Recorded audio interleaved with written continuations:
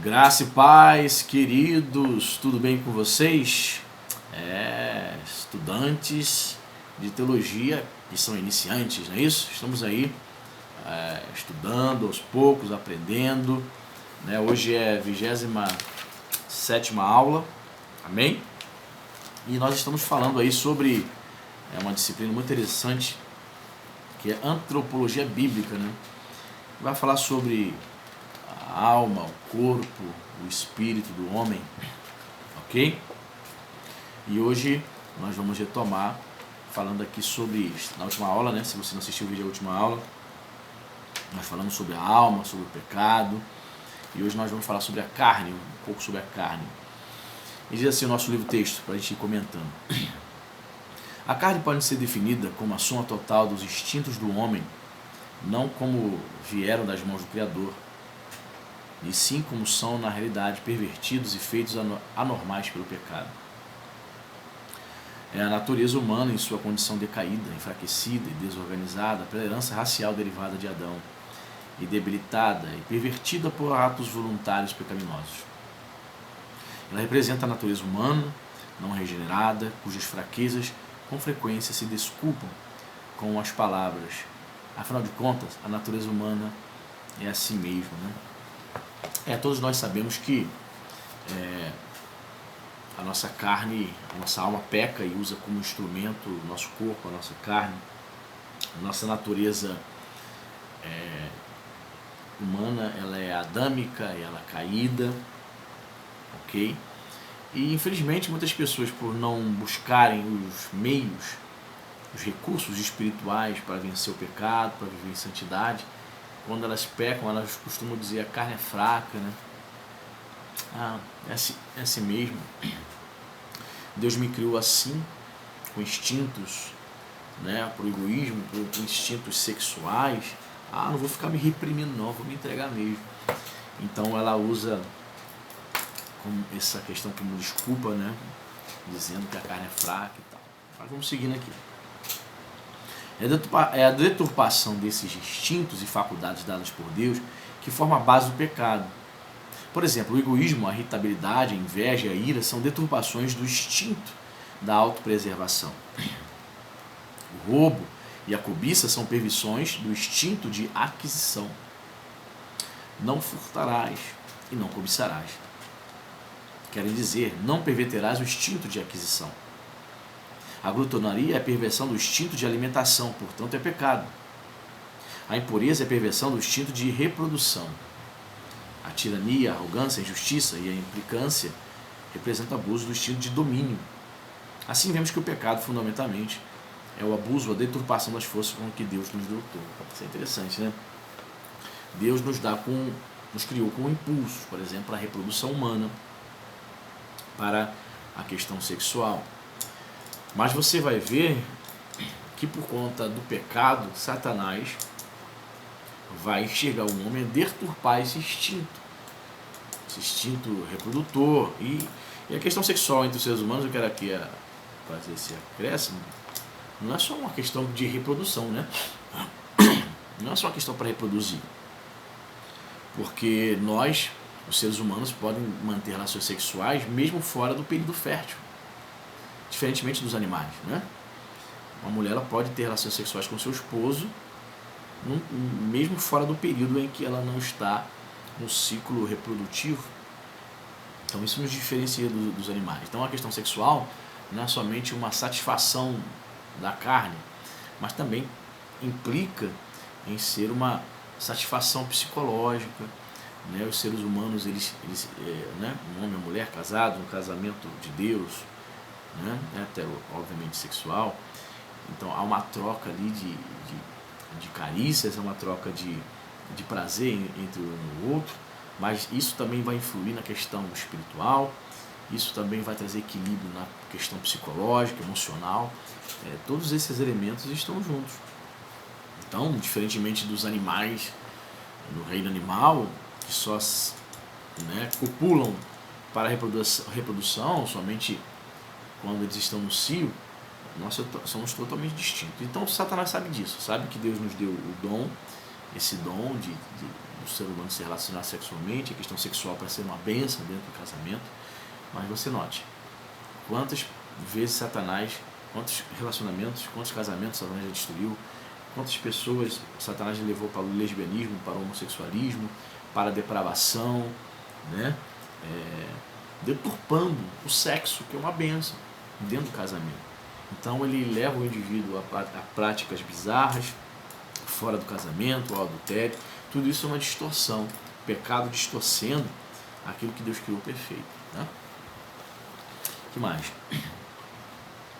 Observemos quais as consequências dessa perversão. Número 1, a consequência culpada que diz ao homem que ele desonrou seu Criador e o alerta da pena terrível. 2, a perversão dos instintos reage sobre a alma ao debilitar a vontade, incitar e fortalecer hábitos maus e criar deformações do caráter. Paulo fez um catálogo dos sintomas desses defeitos da alma. Uma palavra hebraica traduzida por pecado significa literalmente tortuosidade. Em Gálatas 5:19, né, 5, do versículo 19 e 21, está escrito: ora, as obras da carne são manifestas: imoralidade sexual, impureza e libertinagem, idolatria e feitiçaria, ódio, discórdia, ciúmes, ira, egoísmo, dissensões, facções, inveja, embriaguez, orgias e coisas semelhantes. É interessante, né? Quando a gente fala de obras da carne, né, claro, vem essa questão da imoralidade sexual, impureza, libertinagem, está tudo ligado à questão do sexo, a distorção que Satanás, por meio do pecado, faz do sexo. Mas é interessante que ele coloca, por exemplo, aqui a feitiçaria como uma obra carnal. Interessante que, se você analisar, um feiticeiro, ele sempre está envolvido ali com magias, com questões sobrenaturais, não é isso? Ele está lá no cemitério, na encruzilhada, meia-noite, fazendo oferendas, entregando oferendas das suas entidades malignas que ele serve. Então, no primeiro momento, você percebe, poxa, esse cara aí é devoto aos espíritos, ou seja, ele é um ser que busca a espiritualidade. As pessoas que não conhecem a palavra de Deus dizem isso, né? O fulano vive realmente em busca da espiritualidade. Só que Paulo vai dizer que a feitiçaria, o espiritismo, a bruxaria é obra da carne. Isso é interessante, né? Ou seja, quem é guiado pela carne é um homem que não é guiado pelo Espírito Santo, sem Deus. Então, se o indivíduo não é guiado pelo Espírito Santo, não é guiado por Deus, ele vai praticar tudo aquilo que desagrada, que aborrece ao Senhor. A feitiçaria e a idolatria seria um desses pecados, né? O que mais? Paulo considerou tais coisas tão sérias que acrescenta essas palavras: aqueles que praticam essas coisas não herdarão o reino de Deus. É interessante isso, né? Por quê? Porque o cristão, nós somos cristãos, não é isso? Você se converte, aceita Cristo Jesus, mas você não perde nesses impulsos, né? Os impulsos da carne, os impulsos para fazer o que é errado, para pecar, né? Mas uma coisa é certa, a gente não deixa de ser pecador, mas uma coisa é certa, nós somos pecadores, porém remidos, que agora conhece o caminho de santidade, que vive agora num caminho de santificação, né? Então ele vai dizer, aqueles que praticam, é óbvio, né, que o cristão ele não é impecável, mas existe a diferença do cristão que foge do pecado. Você entende? Existe a diferença do cristão que foge do pecado. Existe a diferença do cristão que não vive para o pecado. Aquelas práticas não são algo costumeiros, diário, todos os dias está buscando fazer isso, ele não tem prazer. Se ele caiu num desses pecados aqui, ele vai lamentar, ele vai chorar aos pés do Senhor, porque ele não deseja viver na prática desses pecados grosseiros. Ele foge do pecado, ele não vive para o pecado. Essa é a diferença do cristão que nasceu de novo para o indivíduo que é religioso e diz que vai à igreja, mas ele se entrega, ele busca, né, viver na prática desses pecados. Então tem diferença sim, muita diferença, né? E demais, sob o poder do pecado e da culpa, a alma torna-se morta em suas transgressões e pecados, segundo Efésios 2:1. Quando pressionada entre o corpo e o espírito, entre o mais elevado e o inferior, e entre o terreno espiritual, a alma faz uma escolha errada. Mas não obteve proveito algum dessa batalha, e sim perda eterna. Fez-se má barganha de Esaú, a troca da bênção espiritual por uma coisa terrena e perecível. Com essa morte, a alma tem de passar para o outro mundo, contaminada pela carne, segundo Judas, versículo 23. Que interessante isso, né? Ou seja, se nós não vivemos uma vida de santidade, buscando o Espírito Santo, ter comunhão com o Senhor Jesus, buscando a santificação, ou seja, o indivíduo ele morre com a alma contaminada pela carne, sendo guiado pela carne, né? Não guiado pelo Espírito Santo. Então, uma das coisas, uma das orações que nós devemos mais fazer ao Senhor, pedir para que o Senhor venha nos guiar toda a verdade, venha governar a nossa vida, para que nós não venhamos a ceder às nossas paixões, né? Demais. Felizmente existe um remédio, a cura dupla, tanto para a culpa quanto para o poder do pecado. Número 1, porque o pecado é uma ofensa a Deus, exige-se uma expiação para remover a culpa e purificar a consciência. A provisão do Evangelho é o sangue de Jesus, né? Diz a Bíblia que o sangue de Jesus nos purifica de todo pecado se nós confessarmos os nossos pecados, ok? 2. Como o pecado traz doença à alma e desordem ao ser humano, requer-se um poder curativo e corretivo. Esse poder é justamente aquele provido pela operação interna do Espírito Santo, que endireita as coisas tortas de nossa natureza e movimenta as forças de nossa vida para a direção certa. Os resultados, ou seja, os frutos, são amor, alegria, paz, paciência, amabilidade, bondade, fidelidade, mansidão e domínio próprio, segundo Gálatas 5:22-23. Em outras palavras, o Espírito Santo faz-nos justos, palavra que no hebraico significa reto. O pecado é a tortuosidade da alma, a justiça, sua retidão. Aleluia, que maravilha, né? Então temos a cura é o Espírito Santo de Deus na nossa vida. E o sangue de Jesus derramado, que nos torna justos, ok? Não pelos nossos méritos, mas pelos méritos do Senhor Jesus, através da obra de expiação, a obra salvífica realizada na cruz, certo? Então você é justo não porque você é bom, porque você é maravilhoso, você é o cara, não. Você é justo porque Jesus, por meio do seu sacrifício, decretou que você é justo a partir do momento que você está em Cristo Jesus, que você está em comunhão com o Senhor Jesus, que você está decidido a seguir, a ser um discípulo do Mestre Jesus, ok? A alma e o coração. Tanto nas Escrituras quanto na linguagem comum, a palavra coração significa o âmago, o centro de algo. O coração do homem é, portanto, o verdadeiro centro de sua personalidade. É o centro da vida física. Nas palavras do Dr. Beck, o coração é a primeira coisa a viver e seu primeiro movimento é sinal seguro de vida, seu silêncio, sinal positivo de morte. Ele também é a fonte e o lugar em que as correntes da vida espiritual e da alma se encontram. Podemos descrevê-lo como a parte mais profunda do nosso ser, a casa das máquinas, por assim dizer, da personalidade, de onde procedem os impulsos que determinam o caráter e a conduta do homem. O coração é o centro da vida, do desejo, da vontade, do juízo. O amor, o ódio, a determinação, a vontade, a alegria dizem respeito ao coração. O coração sabe, corresponde, delibera, calcula, está disposto e é dirigido, presta atenção, inclina-se para todas as coisas. Tudo o que impressiona a alma está, conforme se afirma, fixado, estabelecido ou escrito no coração. O coração é o depósito de tudo quanto se ouve ou se experimenta. O coração é a fábrica, por assim dizer, em que se formam os pensamentos e propósitos, sejam bons, sejam maus. Né? Em Provérbios, né, o próprio Salomão vai dizer que de tudo que se deve guardar, nós devemos guardar o nosso coração, seja nossa alma, o nosso pensamento, né, focado em Deus.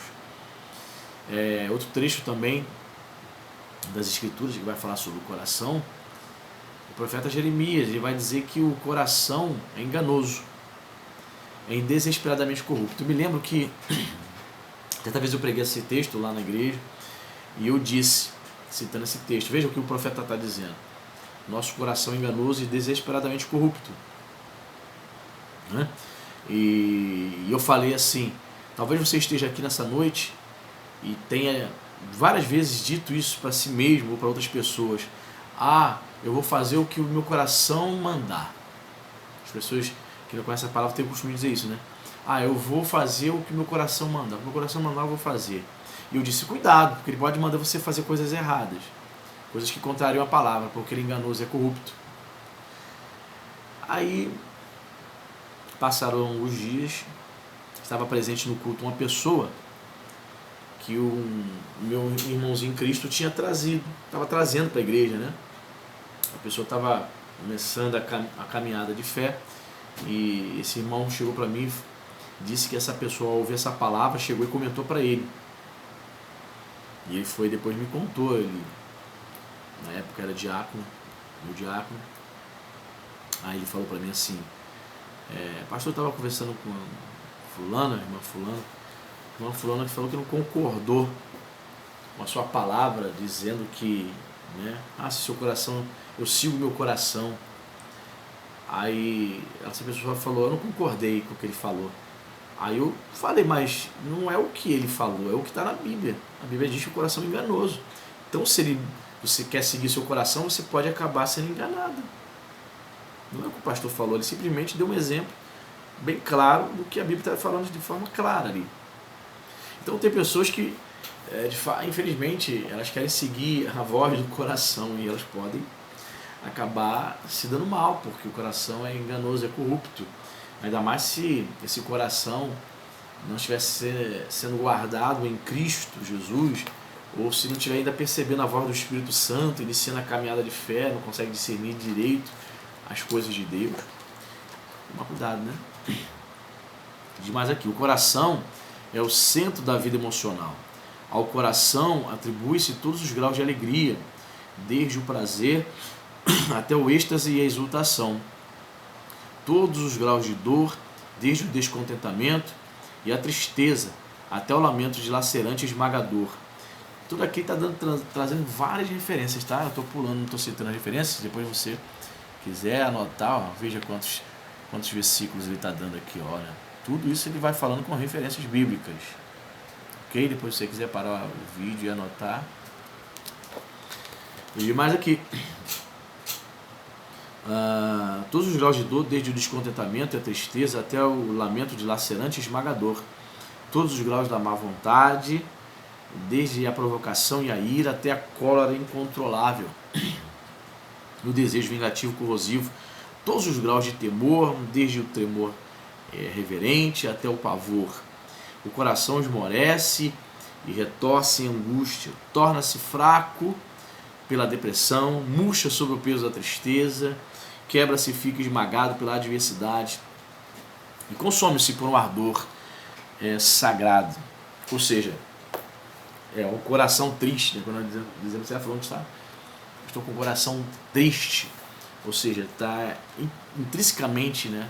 Essa fala está intrinsecamente falando aí dessa referência ao coração ligado à alma triste, a alma batida. Está essa alma em depressão, está apavorada, murcha, sob um peso. Então tudo isso está ligado ao coração, né? O coração é o centro da vida moral. No coração pode-se encontrar o amor de Deus ou o orgulho blasfemo. O coração é a oficina de tudo quanto é bom ou mal nos pensamentos, nas palavras e nas ações. É onde se encontram todos os impulsos bons ou as cobiças más. É a sede de um tesouro bom ou ruim. A boca fala do que está cheio o coração e o homem age segundo o que há em seu coração. Então, se o coração tem ódio, ele vai liberar ódio. Né? O coração possui de ódio, então ele vai expressar isso através da sua fala.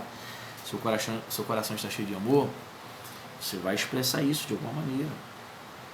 Você vai expressar isso para as pessoas, para Deus. O coração está cheio de amor.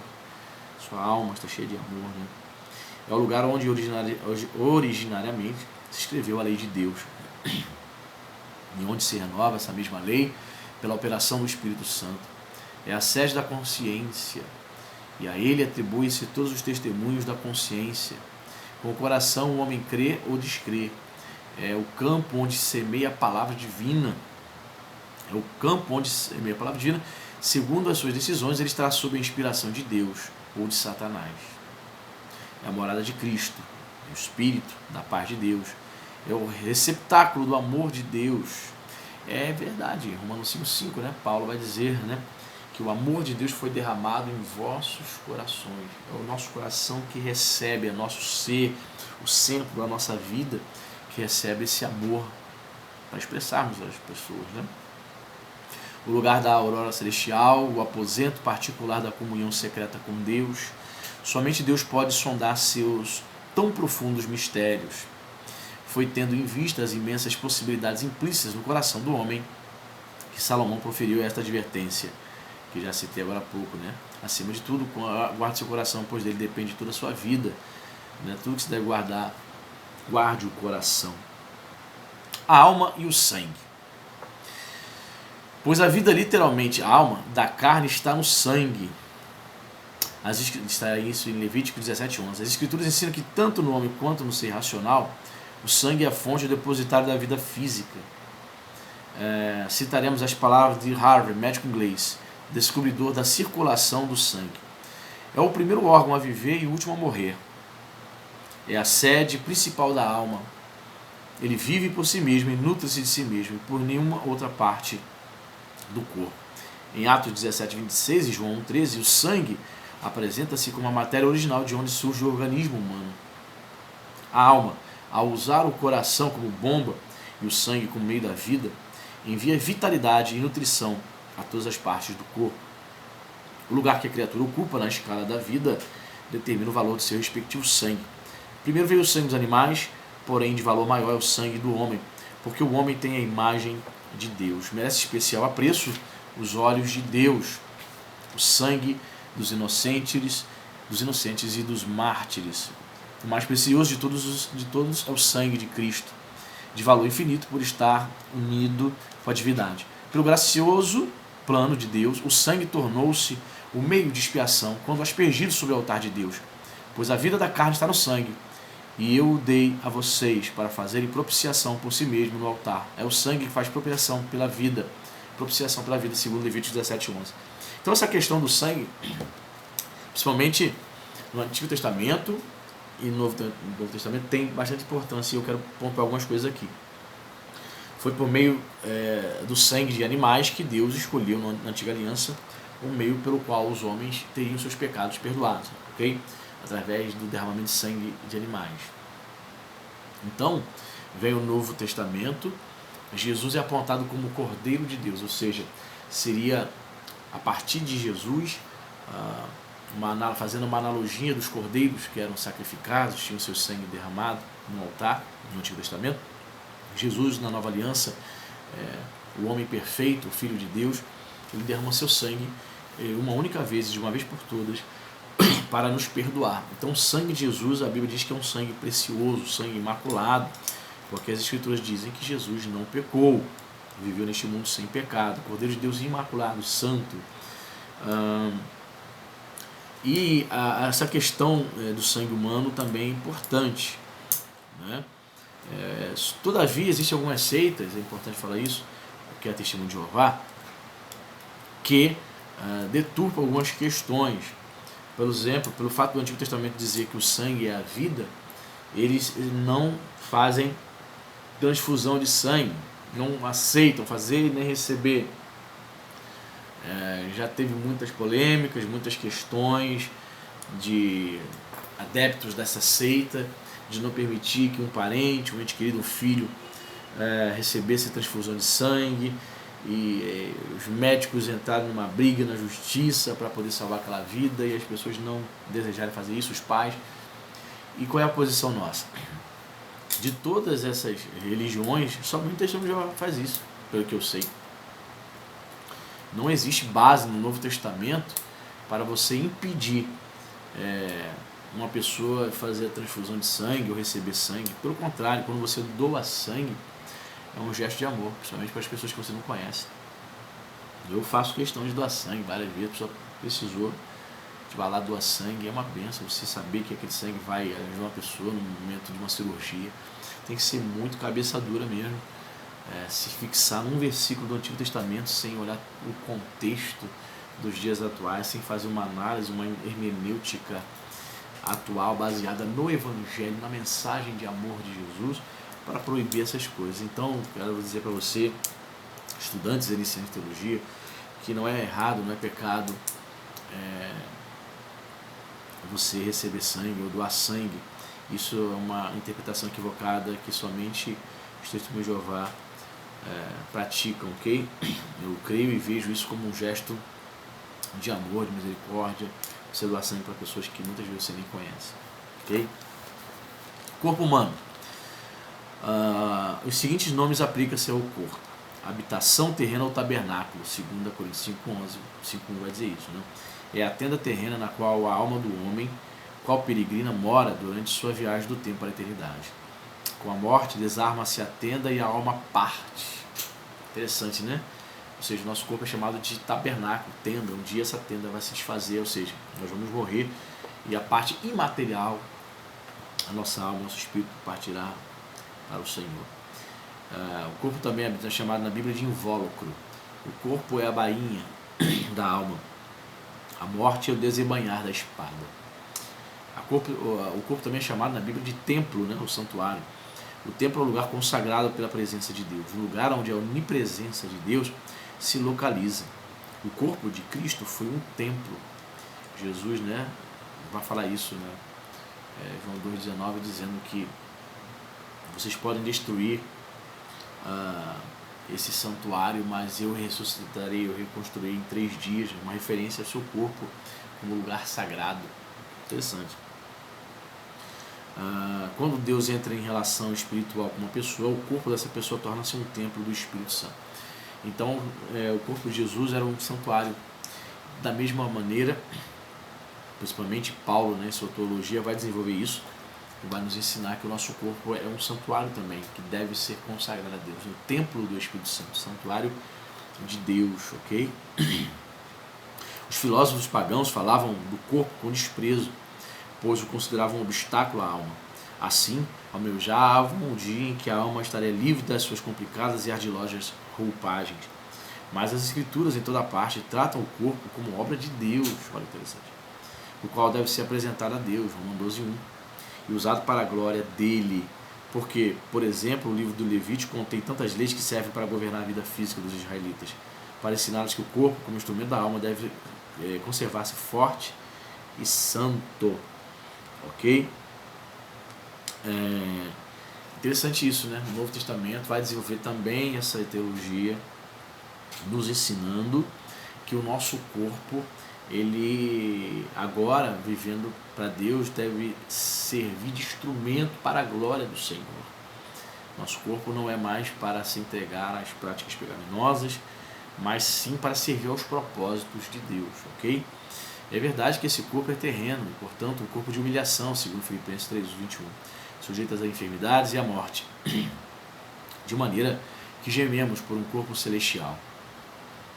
Mas, com a vinda de Cristo, o mesmo poder que vivificou a alma transformará o corpo, completando assim a redenção do homem. E o penhor dessa mudança é o Espírito que nele habita. Então podemos afirmar, pelos ensinos do Novo Testamento, queridos, que a redenção, ela não somente alcança a alma, a parte imaterial. A obra de Jesus trouxe também redenção ao corpo. Por quê? Porque o corpo, nosso corpo, também ressuscitará em glória, também, para morarmos eternamente nos céus, ok? Então, o Novo Testamento dá muita ênfase e muito valor ao corpo, ok? Embora seja um instrumento de pecado quando a alma é caída, quando a alma não está sobre a direção, sobre as rédeas, podemos assim dizer, do Espírito ligado ao Espírito Santo, ainda que seja instrumento de pecado no nosso corpo, ele também pode ser instrumento de glória, a partir do momento que o nosso espírito é vivificado pelo Espírito Santo e a nossa alma é guiada pelo Espírito Santo de Deus, ok? Então a gente fica por aqui, mais uma aula, que Deus te abençoe rica e abundantemente.